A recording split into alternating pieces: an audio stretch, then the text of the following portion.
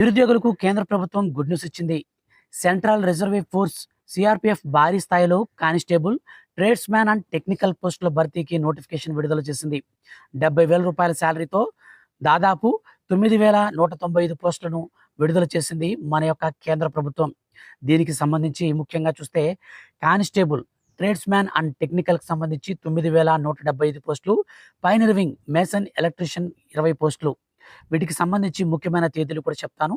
అయితే ముందుగా మనకు దీనికి సంబంధించినటువంటి అర్హతల విషయానికి వస్తే, ఈ పోస్ట్‌లో దరఖాస్తు చేసే అభ్యర్థులు పోస్ట్‌ను బట్టి ఖచ్చితంగా కింది అర్హతలను కలిగి ఉండాలి. డ్రైవర్ అయితే 10వ తరగతి ఉత్తీర్ణతతో పాటు heavy vehicle and driving license కలిగి ఉండాలి. వయసు విషయానికి వస్తే 21-27 ఏళ్ల మధ్య ఖచ్చితంగా కలిగి ఉండాలి. మోటార్ మెకానిక్‌కి సంబంధించి 10వ తరగతి ఐటీఐ సంబంధిత అనుబంధం కలిగి ఉండాలి. వయసు 18-23 ఏళ్ల వయసులోపు ఉండాలి. ఇతర ట్రేడ్స్ 10వ తరగతి ఉత్తీర్ణతతో పాటు ఆయా పనుల్లో నైపుణ్యం కలిగి ఉండాలి. వయసు 18-23 ఏళ్ళు ఖచ్చితంగా ఉండాలి. పైనీర్ పోస్టులు 10వ తరగతి ఖచ్చితంగా అనుభవం అనేది కలిగి ఉండాలి. అందులో ఐటీఐ ఉన్న వారికి ప్రాధాన్యత ఉంటుంది. వయసు విషయానికి వస్తే 18-23 సంవత్సరాలు ఖచ్చితంగా ఉండాలి. ప్రభుత్వ నిబంధనల ప్రకారం రిజర్వేషన్ అభ్యర్థులకు వయస్సులో పరిమితులు సడలింపు ఉంటుందని గుర్తుపెట్టుకోవాలి. అభ్యర్థులు వివిధ దశల్లో పరీక్షించి ఎంపిక చేస్తారు. తుది మెరిట్ లిస్ట్ అనేది కేవలం కంప్యూటర్ ఆధారిత పరీక్ష, సిబిటి మార్కుల ఆధారంగా ఉంటుంది.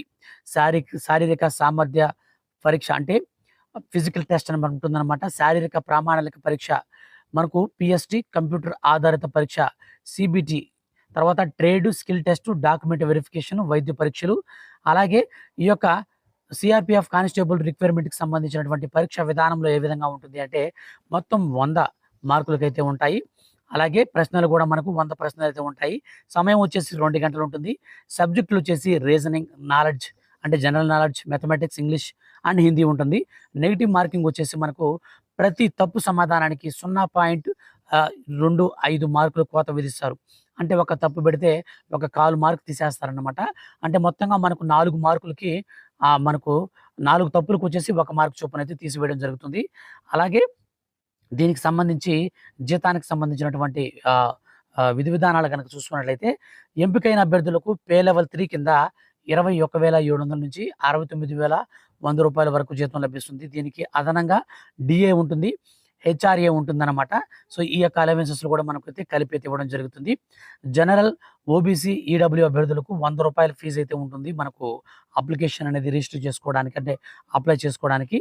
అలాగే ఫీజు మినహాయింపు వచ్చేసి ఎస్సీ, ఎస్టీ మహిళలకు, ఎక్స్ సర్వీస్ మెన్‌లకు కూడా ఎటువంటి ఫీజు అయితే లేదనమాట. ఎస్సీ, ఎస్టీలకు మహిళలకు గాని వాళ్ళకైతే ఉండదనమాట. మరిన్ని వివరాల కోసం సిఆర్‌పిఎఫ్ కానిస్టేబుల్ రిక్వైర్మెంట్ 2026 నోటిఫికేషన్ అయితే చూడాల్సి ఉంటుంది. నోటిఫికేషన్ కోసం మనమైతే చూడాలనుకుంటే డిస్క్రిప్షన్‌లో లింక్ ఇచ్చాను. దాని ద్వారా అయితే మీరు అప్లై చేసుకోవచ్చు. ఈ ఉద్యోగాలకు మహిళలు దరఖాస్తు చేసుకోవచ్చా అన్న విషయానికి వస్తే మనం మహిళలు దరఖాస్తు చేసుకోవచ్చు. మహిళా అభ్యర్థులు కూడా ఈ పోస్టులకు దరఖాస్తు చేసుకొని వారి యొక్క ఫీజు మినహాయింపు కూడా వరకైతే ఉంటుందన్నమాట.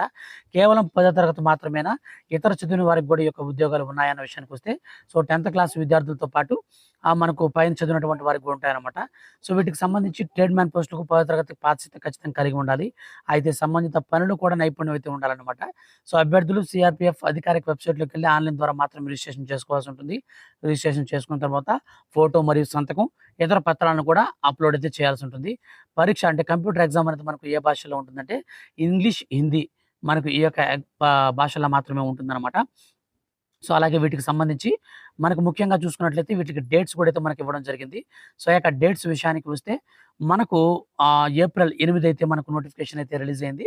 అయితే ఆన్‌లైన్ దరఖాస్తుల ప్రారంభం మాత్రం ఏప్రిల్ 20వ తారీఖు నుంచి అయితే మనకు స్టార్ట్ అవుతుంది. అలాగే దరఖాస్తు చివరి తేదీ వచ్చేసి మే 19 లోపు ఈ యొక్క జాబ్స్ అందరూ కూడా అప్లై అయితే చేసుకోండి.